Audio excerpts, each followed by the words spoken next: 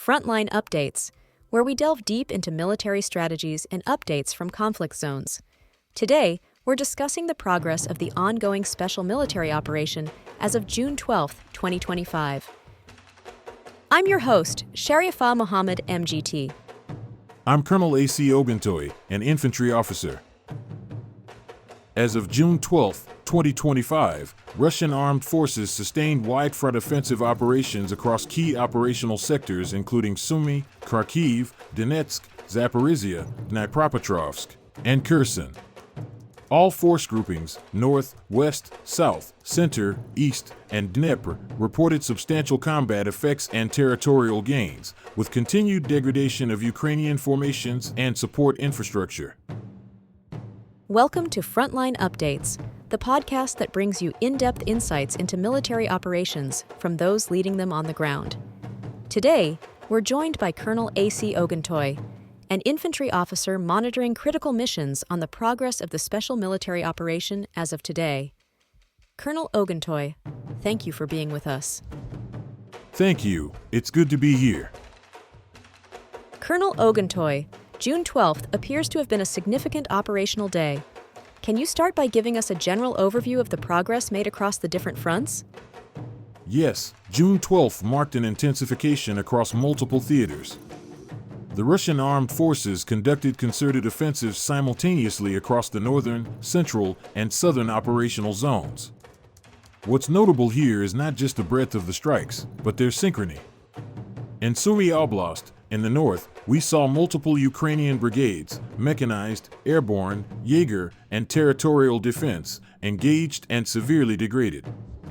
Simultaneously, in Kharkiv and Donetsk, forces from the west and center groups executed complex maneuver operations to secure more advantageous lines and liberate key settlements like Petrovskoye and Alexivka.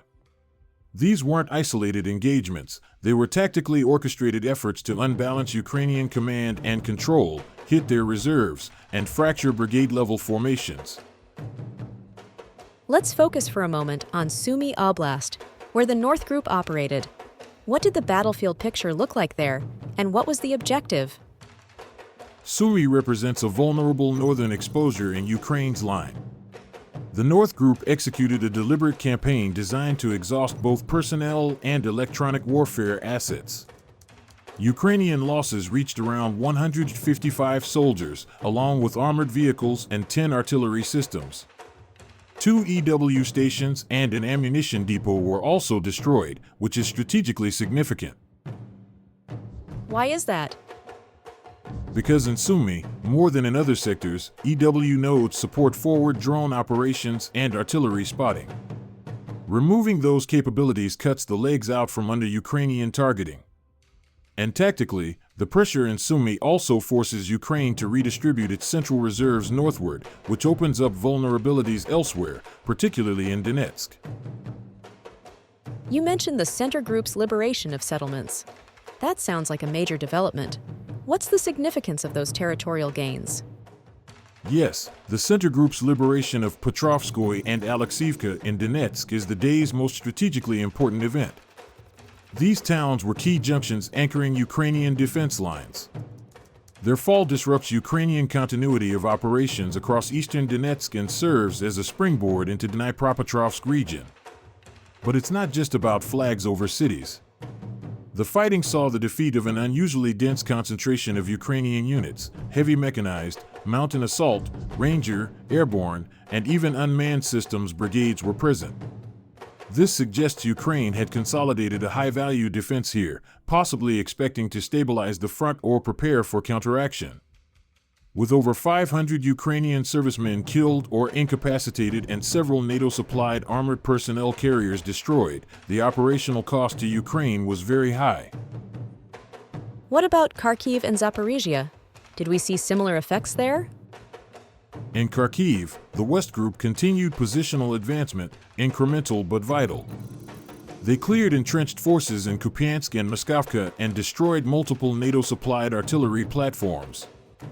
That's significant because Kharkiv has become a rearming zone for Ukraine. By degrading those weapon systems, especially ones provided from abroad, Russian forces are not just blunting Ukrainian firepower, they're disrupting the entire Western supply chain's impact on the front. And the East group of forces? Meanwhile, in Zaporizhia, the East group is doing what I describe as preparatory conditioning. They're pressing into Ukrainian defenses, hitting both mechanized and mountain assault brigades, and applying attritional pressure. The destruction of 4 artillery pieces and an EW node there shows a focus on softening resistance for a more substantial push. We can anticipate further southward advances or even an encirclement effort. And how does the Dnipr group's activity in Kherson factor into the broader strategy? The Dnipro group operates along the southern riverine axis, and its operations are often underreported. But June 12th was particularly revealing. Not only did they neutralize up to 90 personnel and 11 vehicles, but they also destroyed a Rada RPS-42 radar system, which is an Israeli-made counter-battery platform. This matters immensely, because if Ukraine loses advanced radar, they lose real-time targeting ability for return fire. It's a surgical degradation of their artillery intelligence loop. And, again, this highlights Russia's emphasis on suppressing ISR, intelligence, surveillance, reconnaissance, across all fronts. Let's pivot to the air campaign and drone war. What did we learn from the air defense and strike operations on June 12th? The air domain was extremely active. Russian strike aviation, UAVs, and artillery hit 152 targets, including drone production workshops and deployment areas for foreign fighters. But what stands out is the air defense tally: 2 JDAM bombs, 1 MR system, and a staggering 260 drones were intercepted, 62 of them outside the Special Military Operations Zone. This shows Russia's growing emphasis on preemptive and peripheral airspace defense. We're seeing a doctrine shift, no longer just defending critical assets, but actively denying airspace across operational boundaries. It also suggests Ukraine is scaling up its drone and munition deployment reach, and Russia is responding with wider sensor net deployment and layered interception. Final thoughts, Colonel. What does June 12th tell us about the momentum and future trajectory of this operation? June 12th underscores that Russia's operational strategy is now in a consolidation and acceleration phase. We're witnessing the erosion of brigade-level Ukrainian combat effectiveness. This isn't just attrition, it's system collapse. Ukraine is losing not only troops and weapons, but also C4 ISR assets, command, control, communication, computers, intelligence, surveillance, and reconnaissance. If this tempo continues, especially in Donetsk and Dnipropotrovsk, we're likely to see a pivot toward regional encirclement aimed at forcing Ukrainian strategic withdrawals or collapse of defensive belts. Russia is dictating the pace, and the battlefield geometry is increasingly favoring them.